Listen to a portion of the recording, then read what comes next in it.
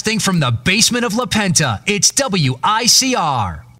Hello, Iona College. Welcome back to the final Sports Vault of the semester. Rob, it has been a ride. I can't believe it's gone already. Yeah, this time is flying by, Joe. Every single year, I don't know, it seems like life keeps going by in an instant for me. It really does, but the Sports Vault has been one of the most consistent things in our life, in your life, and that is why we continue doing it. A phenomenal slate of college football games. We knew Rivalry Week was going to be incredible. It did not disappoint. The championship games next week. This season in college football, for the playoff, I don't think could have asked for anything better, because I don't think there's been one weekend where I haven't come back on the air the next Monday and just been riveted by what I saw. Rob, have you had a down weekend in college football? No, every single week, it's something exciting, something new, and this college football season has been one of the best I've seen so far. Let's start off then with going over our new top four. Now, obviously, everyone's bound to have some change after what happened this weekend, especially with Mississippi State losing in the Egg Bowl. But number one, Rob, for me is I got to kick it off with Alabama. Alabama, the Iron Bowl never disappoints. These last two seasons, the Iron Bowl has been just one of my favorite matchups, and it did not disappoint once again. Alabama winning 55-44. They moved to 11-1, and Rob, I had my hopes up. Auburn in the first half was incredible, moving the ball down the field at will. Duke Williams being back in the lineup helped tremendously. Him and Sammy Coates together present so many matchup problems. Nick Marshall looked sharp. The offense was good. Blake Sims was shaky, 3 interceptions, but the second half was a different story. Blake Sims was unbelievable. Alabama just had the recipe going down, and Auburn had no answer for Amari Cooper. It wasn't a secret what they were trying to do, get the ball to Amari Cooper. He finished with 13 receptions, 224 yards, and 3 touchdowns. Auburn fired their defensive coordinator, Ellis Johnson. They should have fired him after the first touchdown pass. Rob, some of these touchdown passes to Amari Cooper, it was actually pathetic how little coverage there was for the guy. Yeah, absolutely crazy. And you know what? He deserves to be dismissed. You don't give up 55 points like this to Alabama. You don't. This was a game that Auburn should have won, and Auburn just fell apart in the whole second half. Defense collapsed. And you know what? The defensive coordinator needs to go. After having such a great year last year with the defense was perfect. All of a sudden this year it seems to have fallen apart. And you know what? It was just a move Auburn had to make. It really did. It was hard to watch. It really was. Gus Malzahn, we know how good of an offense he has. He's fine in that department. You've got to bring in somebody who knows defense. Now, especially, you look at Will Muschamp. I think it's kind of interesting because, I think Will Muschamp might get another chance at a head coaching job. You give him credit because even though things didn't work out for Florida, it was more on offense. He had an outstanding defense his whole tenure with the Gators. It was mainly on offense, and I would love it. I think it would be a great hire if Auburn offered him the defensive coordinator job. Could you see that? I could see it happening. His defense has played pretty great, and he would be perfect for this team. I'm with you. Now, let's go on. Alabama is playing Missouri in the SEC Championship game.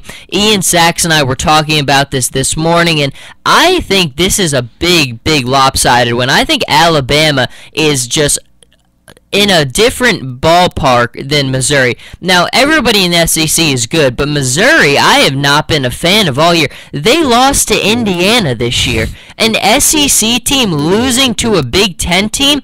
Inexcusable. And they also lost to Georgia 38-0. Didn't put up any points against Georgia. I have very little faith in Missouri. Now, defensively, they're very good. Gary Pinkel is a very good coach, but I have no faith in their offense.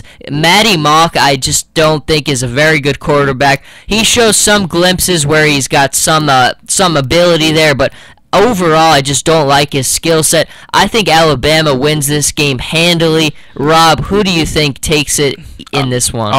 Alabama's taking it, Joe. You know, last year they lose to Auburn. They missed out on their chance for the BCS. This is their year, and this is a team you're going to see in the BCS National Championship this year. There's no question. In the top four, they're just going to be set in stone. I like Alabama a lot. And then you go to the number 2 spot. I have the Oregon Ducks. How could you take Oregon out of the number 2 spot? The Civil War was a massacre. It really was. Oregon winning 47-19 against Oregon State. Marcus Mariota, you can't say enough. He is the surefire Heisman. I'm sure everyone's seen the pictures by now where he I don't know if it was accidental or not, Rob. Did you see the pose for Marcus Mariota? No, I didn't see it yet. Well, there's a picture of him in the game, and it is in action, so he pretty much struck the Heisman pose, and it looks accidental, but I don't know. I think you should look it up on the laptop while I finish talking. You tell me if you think that was actually, if it was a stage or not. But you look at him, he was unbelievable. 6 total touchdowns, 4 passing touchdowns, 2 rushing touchdowns. He's the surefire Heisman. I mean, you look at the good thing for Oregon is their offensive line is getting a little bit healthier now. In the Pac-12 championship game, they'll be playing Arizona. Arizona beat Oregon at home a couple weeks ago. Very surprising. Give Rich Rodriguez a lot of credit. Arizona is a very good football team, but I think Oregon is in much better shape now than they were when they lost. When they lost to Arizona, they had a lot of holes on the offensive line. A lot of guys were injured. They're still not perfect on the offensive line. Still have holes. Not great, but they're in better shape now than they were a couple weeks ago. I do think Oregon wins this game much more handily than when they lost. But I do think Oregon is in good shape. I like Alabama. I like Oregon a lot. I think they are in perfect shape. The number 3 team is not in great shape, though. The Florida State Seminoles, for me, I have them at 3, 12-0, winning against the Florida Gators 24-19. And Rob, Florida State just gets by again. Isn't it kind of frustrating to you how Florida State just continues? They're winning, but it's just by the closest of margins. It's annoying, Joe, in my opinion, because you know what? These are teams that you have to blow up. Some of these teams they're playing are easy blowouts, and Jameis Winston is having a terrible year. His draft stock has fallen to about a 3rd or 4th round quarterback, in my opinion. And this Florida State team, once they go into the playoffs, they're getting knocked out right away. And even in the ACC Championship, they might even get knocked out because they're playing terrible, and I've been waiting the past 3 weeks to see them fall because I don't get how any of these teams are not beating them. This Florida State team is terrible right now, and I don't even like them as the number 3 seed. Now, and that's the interesting thing, is this game against Georgia Tech is going to be big time. I mean, this is a great, I think the thing that excites me most about the ACC Championship game is Georgia Tech is finally going to get the attention that they deserve. The last 2 years, Paul Johnson, their head coach, has had this program in a great shape. He's had a very good program. He's won a lot of games. They're a good team. For people who haven't watched them a lot, I'd compare them to Auburn. They're a very up-tempo, option-based offense. They control the clock, which is the key thing for them. They really execute well when they control the ball. They have a dual-threat quarterback in Justin Thomas. He throws. He's gotten much better in the throwing department. He's very good in the running game. He has 861 rush yards this year, 5 rushing touchdowns. The guy is dual threat, and the big thing that you look here is, look at the Florida game. Jameis Winston throws 3 interceptions in the first quarter. You look at their opponent coming up, Georgia Tech. Georgia Tech controls the clock. They're going to get time of possession. They're going to really have a lot of time there. So if Jameis Winston has trouble turning the ball over, which we've seen more and more the last couple weeks, and Georgia Tech is able to control the clock, I think Georgia Tech is in great shape in this game. Now, Danny Cannell, I was listening to this morning, he likes Georgia Tech a lot in this game. I do as well. I think it's an extremely close ball game. But I do think Florida State has shown time and time again that they just have found a way to win. I think they will win this game, but their luck isn't going to run out in the playoffs. When they start playing these bigger teams, they're not going to beat an Alabama or an Oregon or some of these other teams. Rob, what's your take on the state of the union for the Florida State Seminoles? If they go into the playoffs, they're going to get knocked out right away. I could actually now see them, Joe, beating Georgia Tech. I'm reading a news article right now. DeAndre Smelter, the top wide receiver for Georgia Tech, is doubtful for the game. Yeah, it's big time. And that might kill them this week. But Florida State, you play Oregon or you play Alabama, you're going to get crushed, hands down. I am with you. Now, that 4th spot is kind of where everybody isn't sure yet. We're kind of very split. Now, for me, my hand, the way I described it is my hand is kind of forced because I would be putting Ohio State here in the 4th spot unquestionably, but JT Barrett is out for the season. Very, very unfortunate accident. I mean, I'll be honest, I've become such a fan of the guy because you look at his progression from week 1 in the barely getting by against Navy, and then week 2 losing against Virginia Tech.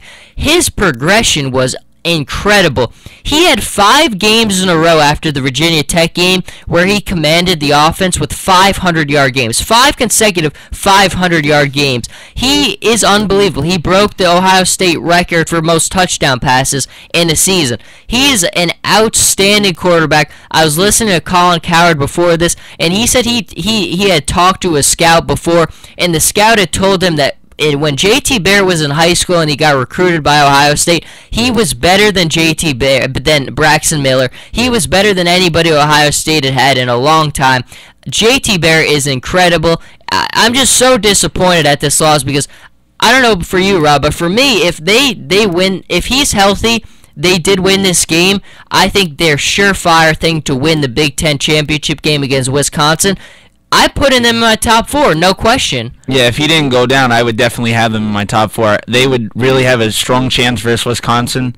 Now, I honestly think this week they're going to lose Joe. JT Barrett. You don't think, yeah. This has to be one of the saddest injuries I had to see for a guy who, not expected to start this season, gets a starting job, struggles at the start, and then just finds his way and guides his team, goes into the great Heisman candidates. And just so sad to see him lost on the field. I appreciate, though, what Michigan did. Gardner going up to him, checking on him. Yeah, class act. Very classy. This guy, JT Barrett, this kid, he has a lot. When he comes back, he's going to have a lot to do when he comes back for this Ohio State team. Absolutely. Now, I don't know. I'm with you, too. I mean, it's going to be tough to beat Wisconsin without him. It really is. I mean, they're going to really struggle throwing the football without JT Barrett. Part of me thinks, I mean, they're going to have a chance here because, I mean, they've got a lot of emotion riding on this game, kind of playing for JT Barrett. And then you have the suicide which happened there, which they're still investigating. So Ohio State's got a lot of emotion coming into this game. It's not really a team I would want to play right now just because of they have a lot of talent offensively. Their play calling is excellent. They really do a good job with the play calling. That will help them a lot on offense without JT Barrett. And Urban Meyer, I never, ever count against Urban Meyer in a big game, but they are at a disadvantage. Melvin Gordon is an outstanding running back for Wisconsin. They run the ball very well. They have a pretty good defense, so it should be a good game. Either way you cut it, though, just a very tough loss. But that means for me, I had to put TCU at the 4 spot, beating Texas 48-10. Now, TCU had to come into this game and dominate it.